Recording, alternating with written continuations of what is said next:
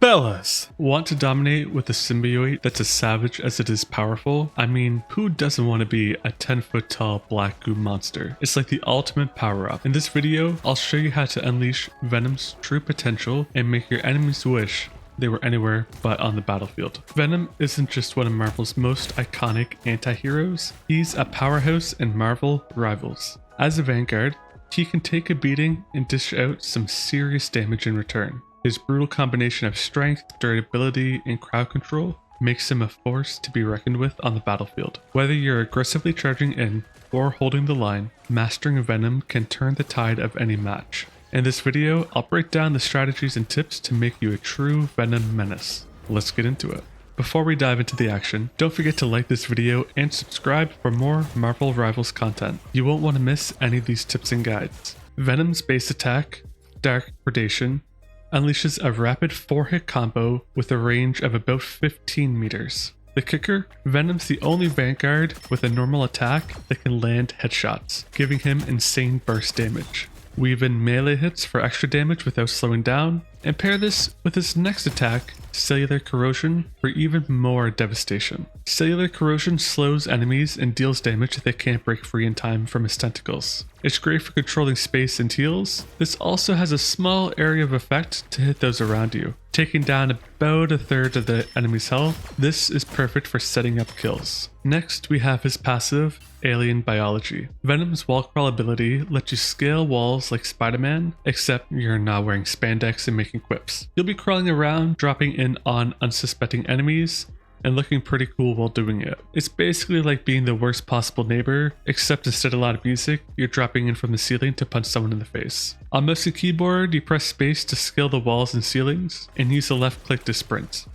This gives you extra mobility, allowing you to take unexpected routes and hunt down unsuspecting enemies, providing a more flank-heavy playstyle for Venom, which is ideal for him. To go with mobility, we have Venom's Swing. Venom's Swing lets you launch yourself into a desired direction, but here's a pro tip. Go to the settings and disable Easy Swing. So in the settings, choose either controller or mouse and keyboard, select combat, and within the hero category, go to Easy Swing and turn that off. This will actually let you aim where you swing over just a general area, letting you web zip across the map and zip away if things get heated. Changing from the Easy Swing will let you do something called web zipping, which is throwing your swing at the ground to move forward faster. Maps that provide height and ways to get in and out will be the best for Venom. Be careful about overcommitting, as Venom generally does have quite a bit of weakness and will often need to be by the healers in order to stay in the game. Pairing with the wall climbing and the web swinging comes his next ability, Frenzied Arrival. This is a dive. This ability pairs perfectly with the swing and his passive. Use the swing to launch yourself into position, and then dive in with Frenzied Arrival to deal damage and launch enemies into the air. It's also great for escaping bad situations. Remember, sometimes staying alive is better than risking the 5v1 that you threw yourself into. Wall climbing to the dive can be the smarter play so that you do have the swing to get away. Next is something I'm sure we've all seen when playing against a Venom, that is his symbiotic resilience. Venom's symbiotic resilience is all about maximizing his survivability. The lower his health, the more bonus health he regenerates, encouraging you to take risks. With roughly 200 health left, the shield will net you the maximum of 900 HP. But do keep in mind, the shield does not last long, so be sure to use it wisely. Now, if you ever played as Jeff the Shark, Venom's ultimate, Beast of the Abyss, will not be too much of a game changer for you. This lets him burrow underground and devour enemies for massive damage. The key to maximizing this ability, attack enemies with higher health to get more bonus health for yourself. This is better for initiating a fight rather than finishing off weak enemies. Here is one thing that not many people understand. If you come up on a hero that has low health, yes, you may kill him, but you will not generate any worthwhile bonus healing.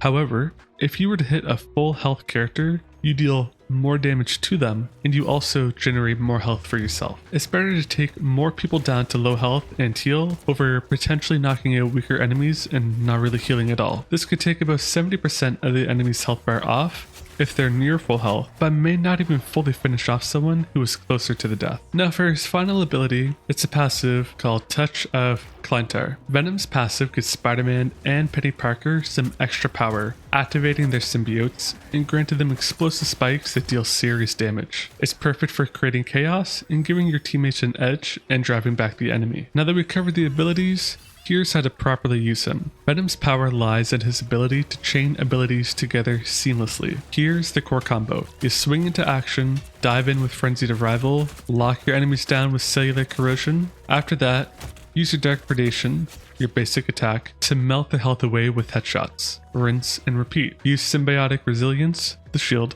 as a safety net when things go wrong, and make sure you have your swing ready for an escape. When the enemies are slowed, they will scatter and try to get away and break the chain. This will give you time to hunt down the high value targets like the squishy DPS and the healers to really break the force you're fighting. Just be sure to pay close attention to what is happening. If you attack in a tighter area with their full team, they could pop their abilities and stay in the fight. Venom's abilities do have a small lengthy cooldown of about 8 seconds, and even with your shield, it'll be a fight that you might not be able to win on your own. It's important to keep in mind that Venom is a tank, and a really selfish one at that. Often in play, you will spend more time away from your team and not acting like a proper vanguard. Keep a watchful eye on where your team is while you're off hunting down the other team. If they group up and push your front line, the squishy duelists and healers may not survive the assault like they would if Venom was close by. Focusing on disruption of the enemy team rather than just kills while your team suffers will be the best way to utilize Venom. With Venom, it's all about controlling the battlefield while dealing massive damage. Whether you're taking hits for your team or catching enemies off guard, mastering his abilities will make you a true powerhouse. Keep your positioning tight, know when to push, and when to hold the line. It's the key to dominating as Venom. And that's everything you need to know to become a true menace with Venom. I hope these tips help you wreak havoc on the battlefield. If this guide helped, hit that like button and subscribe for more tips, tricks, and gameplay breakdowns. Got questions or want to see more guides on other characters? Drop a comment below. And as always, keep on gaming.